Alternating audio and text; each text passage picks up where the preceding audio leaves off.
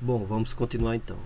Na aula passada eu falei sobre sistemas silviculturais, que é aqueles que envolvem apenas o cultivo de árvores e plantio agrícola.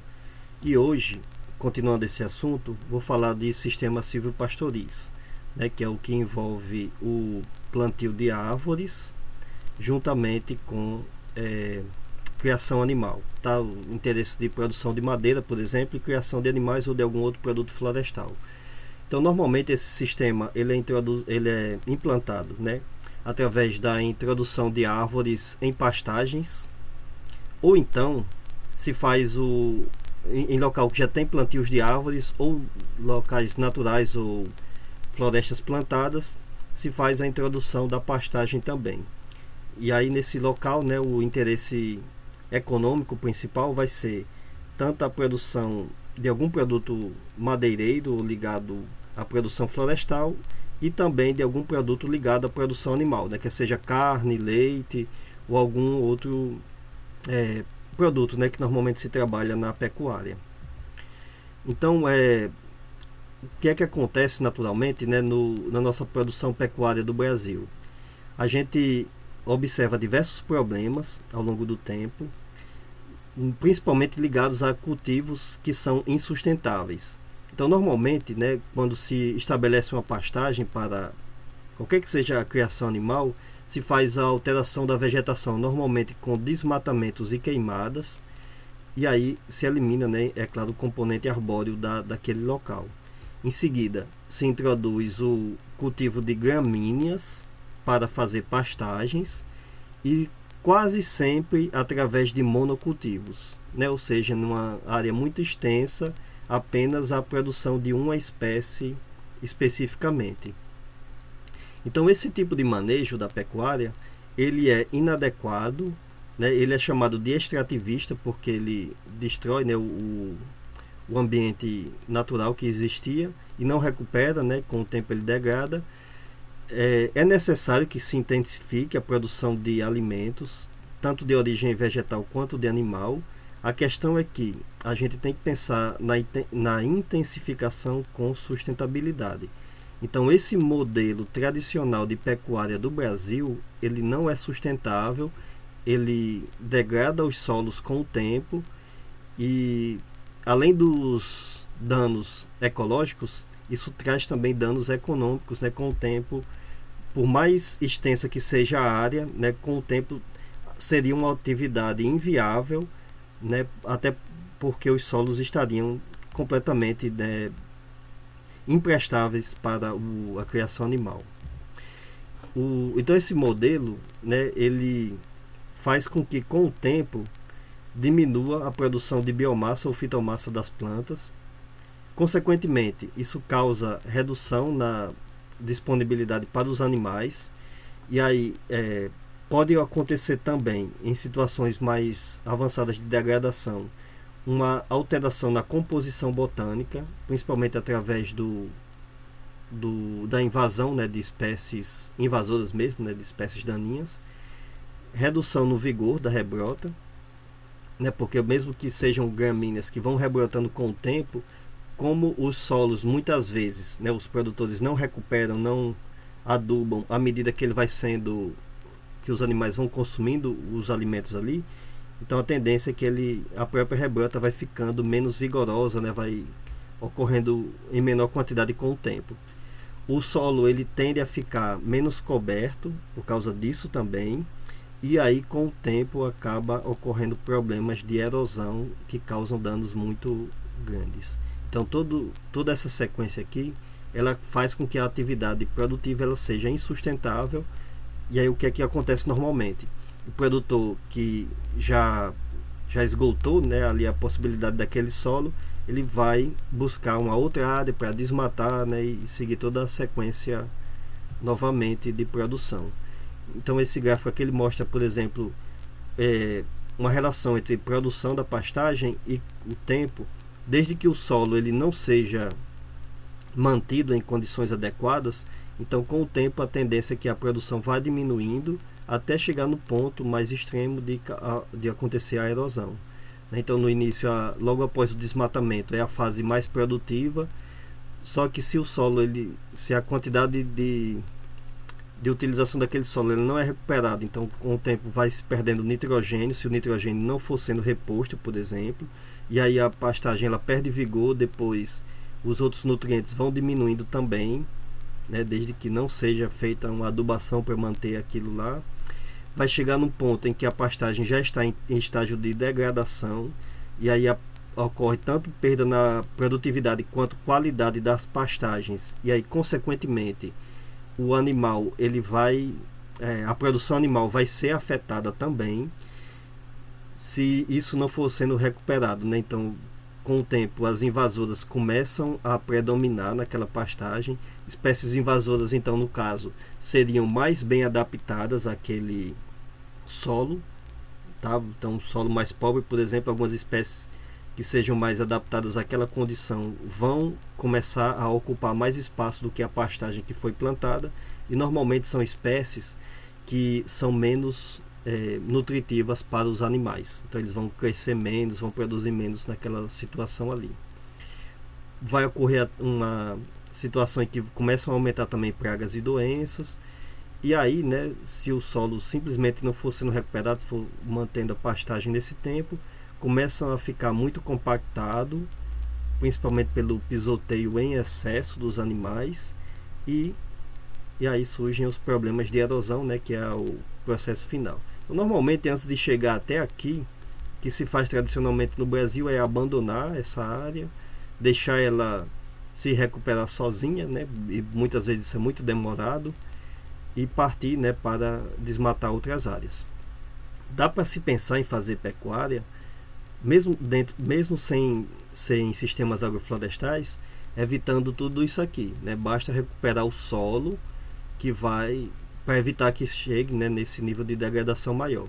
E aí, se você vai produzindo e ao mesmo tempo vai recuperando os solos, não precisa com certeza desmatar, né, abrir novas fronteiras agrícolas. Então tem produtores que entendem isso, né, e que já trabalham dessa forma, enquanto que muitos outros, né, só pensam mesmo em utilizar o máximo possível, explorar o máximo possível uma, um determinado local, né, uma determinada vegetação, e depois abandonar e partir para outra, que é o exemplo de abertura de fronteiras agrícolas na Amazônia. Então seria essa sequência, né, floresta, desmatamento, queimadas, né, normalmente, e aí depois plantio das pastagens, e vai seguindo toda aquela sequência, né? Então muitas vezes o fazer adubação nesse estágio aqui, manter o solo em condições boas, poderia ser feito, mas muitas vezes a pessoa não quer fazer porque para ela é mais barato quando o solo chega nesse estágio aqui de degradação, de erosão, né, que já está ocorrendo aqui, eles partem, né, para outros locais. Isso aqui é um nível de erosão muito mais intenso, né, que normalmente nessa situação aqui os animais já não estão, né, ou já estão presentes numa proporção muito menor do que o que estaria no início. E aí, né, vai segue de novo a sequência de desmatamentos, né, e por aí vai. Então esse modelo, né, já dá para observar que ele é insustentável, tanto do ponto de vista ecológico, né, porque o solo vai perdendo principalmente a sua camada mais fértil, quanto econômico também, né, porque as áreas são caras, né, você investe dinheiro para adquirir uma área, se você não recuperar ela, você vai perder o investimento inicialmente. A questão é que quem prefere fazer essa sequência aqui até degradar completamente, normalmente faz um tipo de exploração baseada em grilagem, né, a aquisição de terras de forma ilegal, né, e aí o problema acaba sendo maior, né. Então são os problemas ligados a superpastoreio, né, o pastoreio em excesso, e muitas vezes até depois de uma queimada, né. Então isso aqui não seria sustentável nunca, né. Então já existe até avaliações, né, sobre degradação de pastagens de acordo com a produção. Então aqui tem uma condição, a produção que ela vai desde 2.500 kg por hectare, né, de produção de carne nesse caso, e até uma produção muito mais baixa, né? Então esse seria, no caso aqui, já de uma pastagem pobre, né, que pode, né, no caso, ser evitado que aconteça nesse sentido. E aí vai ocorrendo, né, se observa que quando a pastagem está pobre, começam a ter problemas de erosão também, né? Então esses impactos eles são muito preocupantes tanto a nível econômico e ecológico, como eu já comentei, né? Se perde a vegetação original e se perde toda uma biodiversidade que existia ali naquele local. Com o tempo os solos ficam compactados, ocorre erosão e redução na fertilidade, a produtividade então reduz, e aí o produtor rural ele fica, deixa de ter um ganho econômico, começa a ficar mais pobre, né? Vai entrar cada vez menos recursos, e aí todo o ambiente ali fica degradado, né? E sem falar, né, na questão dos gases de efeito estufa que eu comentei lá naquelas aulas iniciais. Então tudo isso é o que a gente está provocando atualmente no Brasil. A gente, inclusive até dessa pandemia, a gente observa uma redução na emissão de gases de efeito estufa no mundo todo, mas o Brasil, por exemplo, é um dos locais em que não vai ter essa redução, porque a gente continua desmatando, continua fazendo todo esse processo de degradação, né, e liberação de gases de efeito estufa. E a questão é que não é que é errado fazer, né, a pecuária, não é que é errado tirar o potencial produtivo do país. A questão é que a gente faz isso de forma não sustentável, e aí além dos problemas ambientais, estamos causando também problemas econômicos para o país como um todo, né?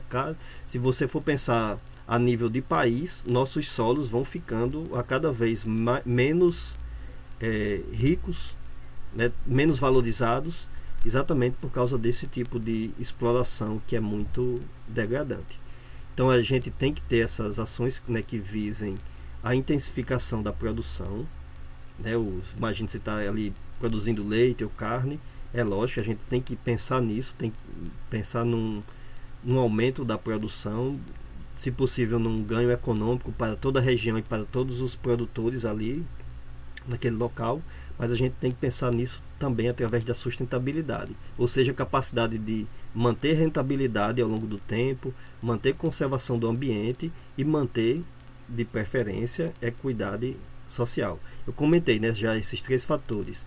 Eu falei que um sistema agroflorestal ele só é sustentável, ele só é adequado se ele tiver a parte econômica, a parte ecológica e a parte social envolvidas. Então isso é o que é dito, né, é definido como objetivos dos sistemas agroflorestais, e esses 3 fatores eles podem ser obtidos dentro de um sistema silvopastoril. Tá? Dá para se pensar nisso, dá para pensar na intensificação da nossa pecuária, mas ao mesmo tempo conservar os solos, né, manter a rentabilidade com o tempo, gerações futuras vão continuar sobrevivendo e explorando ali aqueles ambientes, né, que já foram desmatados no passado. Tá? Então, e aí a gente com o tempo, né, mantém conforto térmico para os animais, porque dentro do sistema silvopastoril vai ter plantios de árvores juntamente com a parte da pastagem, conservação de solos, água e outros recursos do ambiente, melhoria na qualidade química do solo, principalmente quando se vai fazendo adubações à medida que os animais vão consumindo a pastagem. Tá?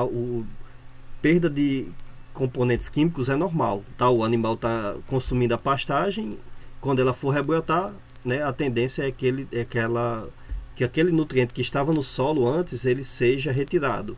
A questão é que dá para manter a propriedade química do solo através de adubações, tá? Vai repondo o que o animal vai consumindo. Então isso mantém a qualidade do solo com o tempo. Então, e aí o ideal é que se mantenha também um aumento na atividade microbiana do solo. E aí o próprio valor nutricional da forragem ela se mantém alta ao longo do tempo.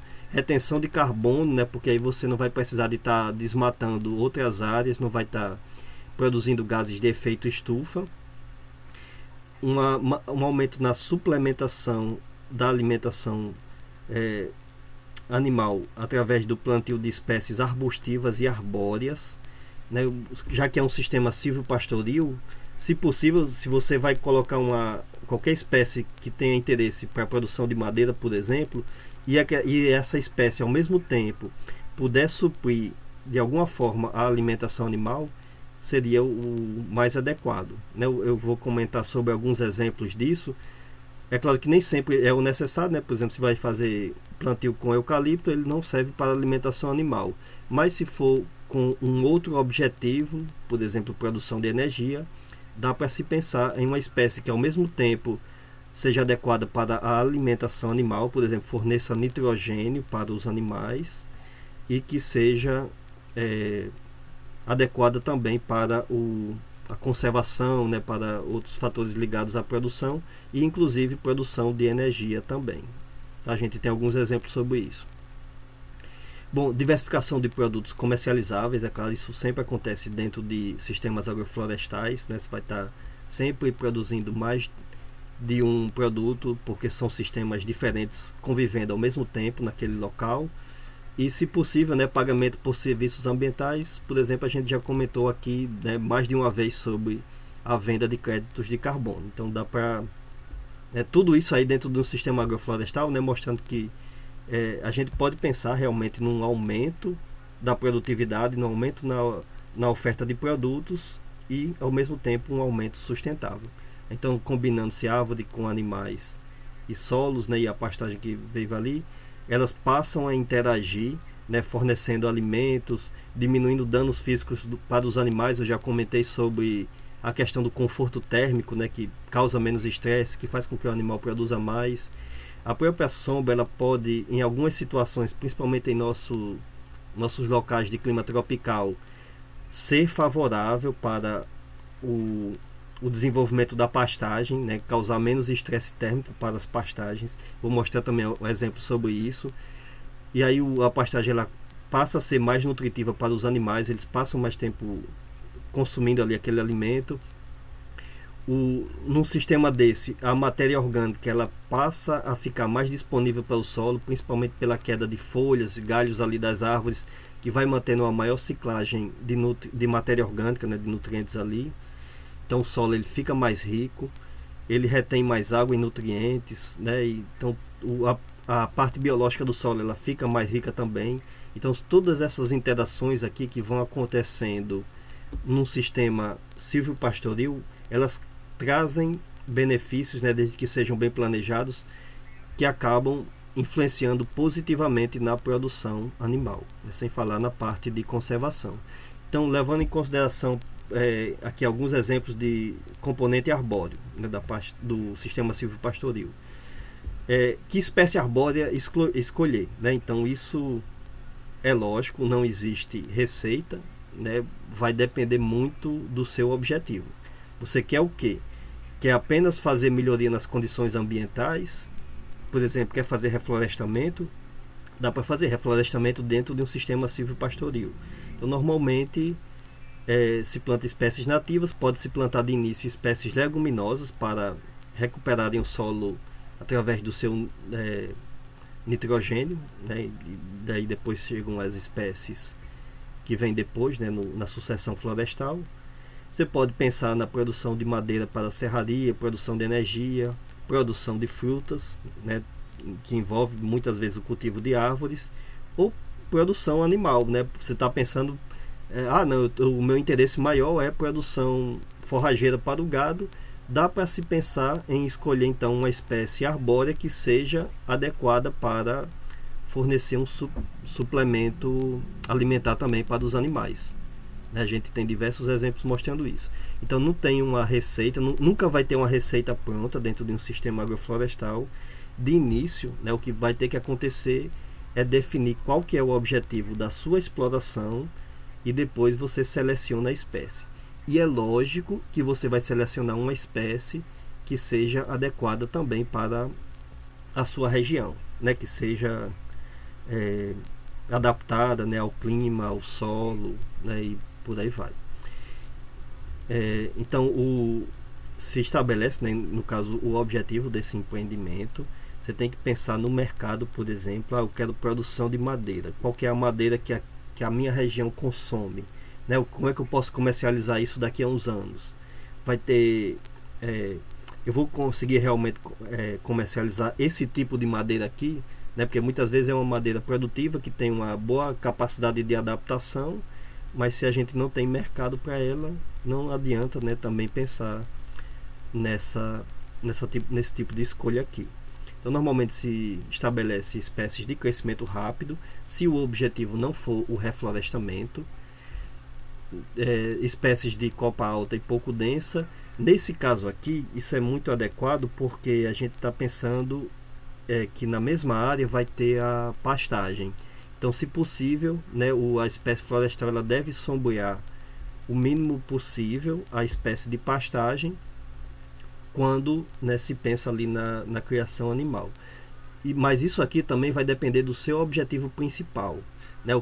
Qual que é o objetivo principal ali? É a produção madeireira e os animais entram apenas como uma criação secundária, né, para um complemento ali da produção, ou a produção principal é a animal, quer seja por produção de leite ou carne, e a espécie arbórea entra apenas como secundária, né? Então tudo isso vai influenciar também na escolha da planta. Se a sua produção principal é madeireira, não importa muito se ela sombreia a pastagem, né? Porque a criação animal ela entra apenas como secundária. Se a produção principal é animal, aí sim você vai ter que pensar numa espécie que não, né, uma espécie madeireira que não atrapalhe a produção animal. Tá? Então tudo isso é definido ali no planejamento, né, logo no início do projeto, né, de implantação. Você vai pensar também em espécies que possam prover serviços ambientais, por exemplo, mais uma vez o crédito de carbono, né? Dá para fazer isso, então tem que se pensar tudo isso ali no começo, né? E que ela não cause efeitos negativos sobre os animais e pastagens. Na aula passada eu comentei, né, sobre os efeitos alelopáticos, que muitas vezes pode acontecer, né? Uma espécie atrapalha o desenvolvimento da outra, então isso causa, né, problemas econômicos. Bom, as espécies arbóreas utilizadas em sistemas silvopastoris no Brasil são diversas. Tá? A gente tem aqui alguns exemplos e existem vários outros, inclusive aqui para a nossa região. Então, não existe regra, mais uma vez. Tudo isso vai depender do local e do seu objetivo de produção.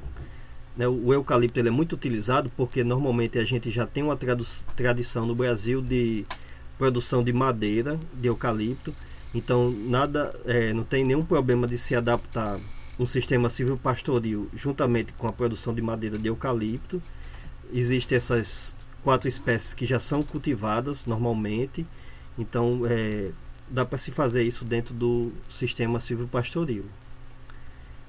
Assim como outras espécies, né, já tradicionalmente utilizado nas atividades florestais no Brasil, como o pinus, por exemplo, né, a madeira do pinus, ou algumas outras que já foram introduzidas, né, como as do gênero Tectona, do gênero Toona, né, também. Então, tudo isso vai variar muito, né, dependendo do local em que você vai estar fazendo o seu plantio, de acordo com o mercado, aliás, e outras características, né, ligadas à produção. E a pastagem, né? Qual que vai ser a pastagem a ser selecionada? Então, de início, né, a gente pensa logo que a pastagem ela tem que ser tolerante ao sombreamento, né? Porque, de toda forma, mesmo que seja um local em que as copas das árvores deixem passar uma certa quantidade de luz, mas vão ter situações em que de toda forma não vai ser uma passagem de 100% da luz. Então vai ter um certo nível de sombreamento, como a gente está até observando aqui nessa foto. Então ela tem que ter uma certa tolerância também, né, desse sombreamento que vai ser imposto. A tendência da gente imaginar é que com o sombreamento a gente tem uma redução na produção, né? A pastagem vai fazer menos fotossíntese e aí consequentemente vai crescer menos. Só que eu vou mostrar para vocês que nem sempre isso acontece, né, da mesma forma.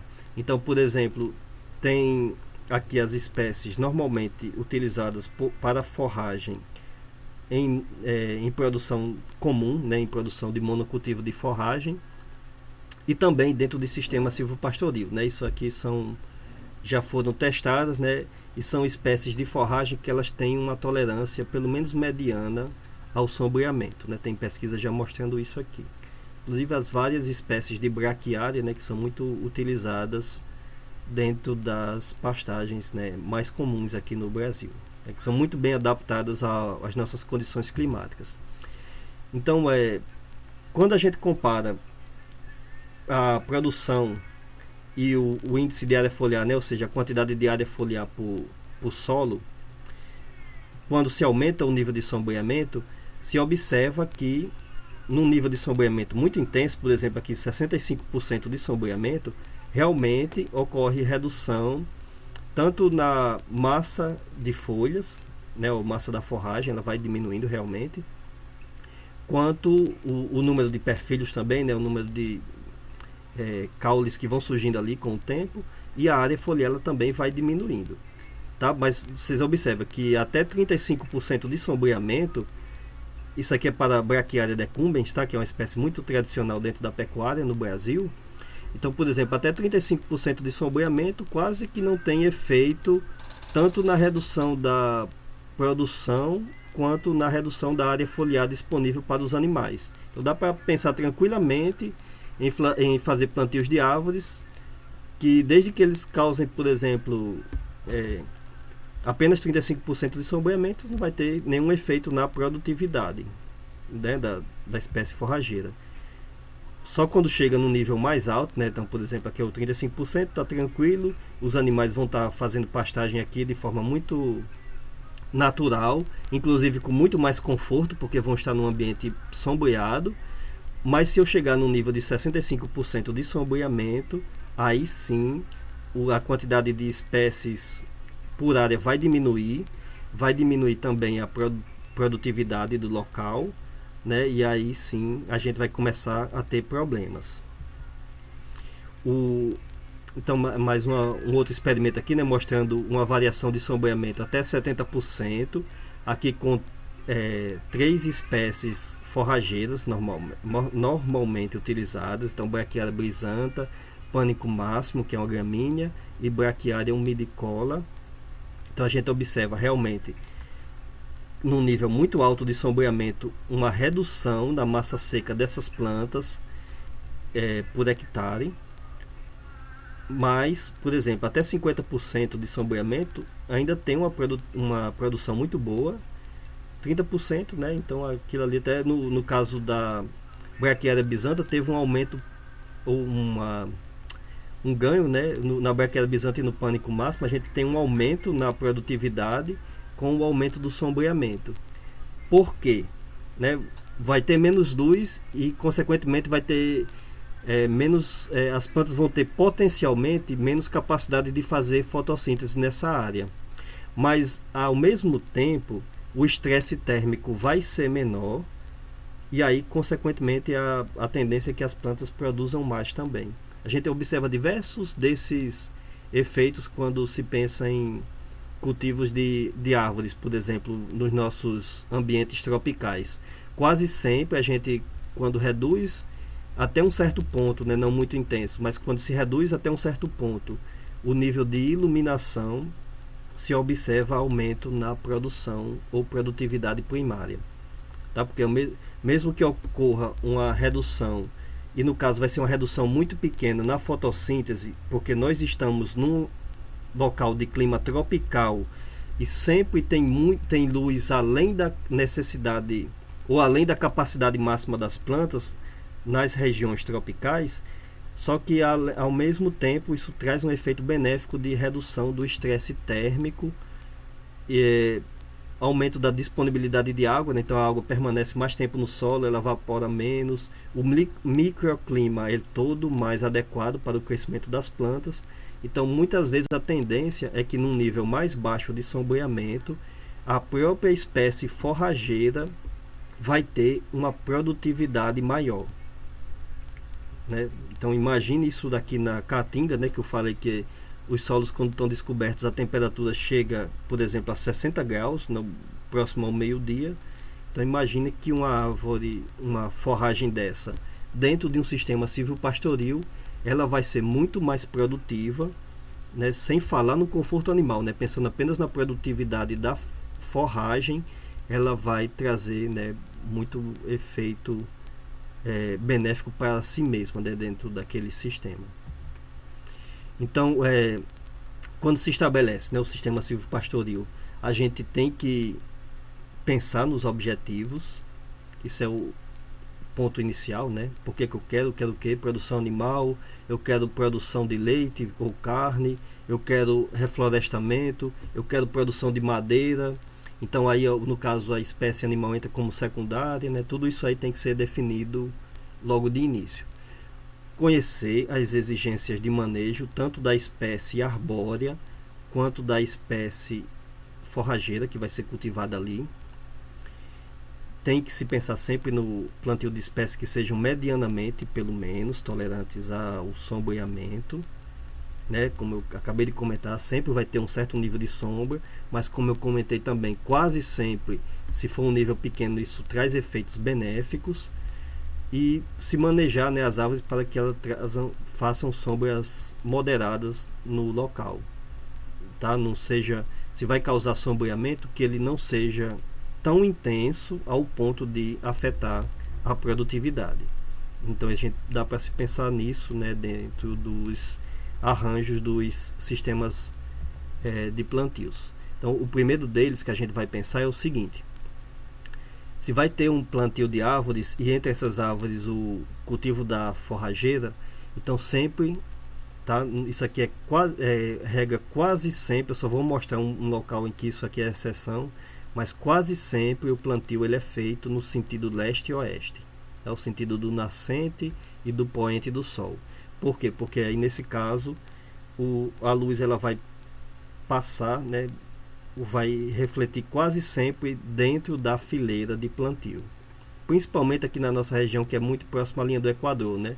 Às vezes o sol inclina um pouquinho, né, a sombra com o tempo, mas ela quase sempre, a maior intensidade luminosa vai ocorrer dentro das fileiras, ou seja, fileiras simples ou duplas, né? Se a gente faz o plantio das árvores no sentido leste-oeste, então tem essa tendência de ter mais iluminação. Se o plantio for no sentido norte e sul, por exemplo, então imagine que o sol vai estar nascendo nesse ponto aqui e vai estar se pondo nesse outro. Então vai chegar uma hora do dia que essa árvore vai estar sombreando muito a pastagem aqui, e na outra hora do dia, quando já estiver próximo ao pôr do sol, né, a sombra da outra fileira, né, vai estar incidindo muito aqui no interior da linha. Então não tem como, tá? Quando se faz um sistema silvopastoril, uma das regras principais é estabelecer que o plantio aconteça no sentido leste e oeste. Com relação a espaçamentos, tanto dentro das linhas quanto em linhas duplas, isso daqui vai variar bastante, né? Aqui tem alguns exemplos, mas não é regra, né? Nunca vai ser regra, porque você vai definir isso de acordo com o seu objetivo, né? Aquilo mesmo que eu já comentei agora há pouco. O objetivo é o quê? O objetivo principal, aliás, é o quê? Produção de madeira ou produção de pastagens, né? Então, daí você vai definindo, se possível, vai se baseando em trabalhos e pesquisas feitas na mesma região ou em outras regiões, né? Utilizando um sistema de produção parecido com o que você quer ali. Mas pode ter certeza, você nunca vai encontrar nada pronto, né? Então a tendência é que quando você for fazendo o cultivo, você vai testando também qual que é o espaçamento mais adequado para você, assim como diversos fatores ligados à produção. Essa é a situação em que não se pode pensar no plantio no sentido leste e oeste, tá? Quando se tem solos com declividade, aí o plantio das árvores ela vai ter que seguir uma curva de nível, né, para diminuir a erosão, tá? Nessa situação aqui não, aí o plantio no sentido leste-oeste ele não deve ser obedecido, porque o mais importante nessa situação aqui é evitar que aconteça erosão, porque se acontecer a erosão, você vai ter uma perda muito maior do que o solo não vai ser sustentável, né? Tudo aquilo que eu comentei logo no início da aula não vai poder ser feito com o tempo, então a tendência é que se abandone a área, né, e vá atrás de outra. Então nesse caso aqui, né, se a declividade não for acima de 45 graus, né, lembrando que 45 graus faz com que a área seja de preservação permanente, então não pode ser explorada. Mas se a declividade for abaixo de 45 graus, dá para se pensar, inclusive, em sistema silvopastoril, mas aí com plantios obedecendo as curvas de níveis, tá? Obedecendo a declividade do local. Então, nesse caso, pode sim ser sustentável, né? Pode se manter produtividade com o tempo. É claro que não é uma produtividade igual a se o solo se o solo fosse plano, mas é uma produtividade possível, sustentável, né? Mantendo a conservação ali daquele solo. Existem outras formas, né, de dispor as árvores dentro dos sistemas silvopastoris. Um deles é o chamado bosquete, tá? Tem um S aqui, que é o plantio de árvores formando pequenos bosques mesmo, né? E aí as pastagens elas ficam entre as árvores aqui. Isso é um tipo que a gente encontra em alguns locais aqui inclusive aqui do Nordeste, a gente vê de vez em quando isso. É interessante, né? Às vezes para os animais vai ter uma sombra para eles ficarem em certas horas do dia, né? Principalmente naquelas horas mais quentes, e vai ter uma grande disponibilidade de área para o cultivo das pastagens. Mas quase sempre o animal tem que sair, consumir a pastagem, depois volta para esse pequeno bosque aqui, né?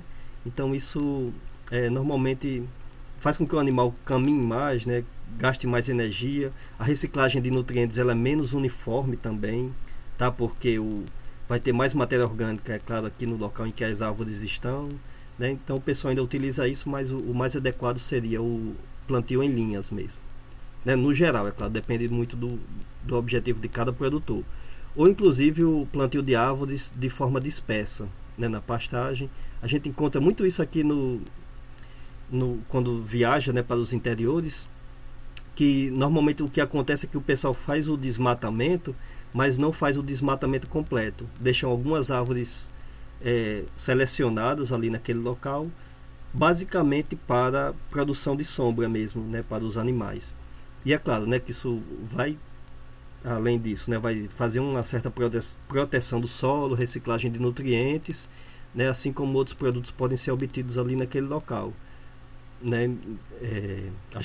A questão é que a gente encontra tradicionalmente aqui na região uma quantidade muito pequena de árvores para uma área muito grande, então o efeito de proteção, aliás, ele não é muito eficiente, tá? Mas é possível, né? A gente observa isso. Então se vai deixar árvores dispersas dentro de uma pastagem, se possível tem que deixar uma quantidade que permita a reciclagem de nutrientes, né? Permita a proteção das qualidades químicas e físicas e biológicas do solo, né? Assim como a sua proteção, né? Reciclagem de águas, proteção lá da bacia hidrográfica, né? Da região, então tudo aquilo que a gente já discutiu.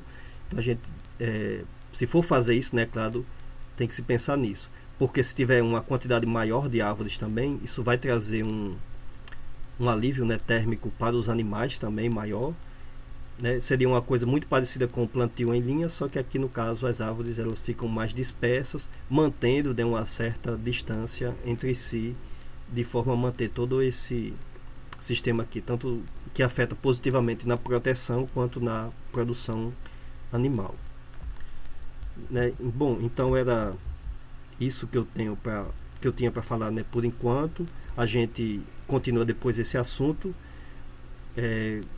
que eu vou comentar mais sobre outros tipos de sistemas agroflorestais, né, mostrando também alguns exemplos e algumas pesquisas científicas. Então até mais.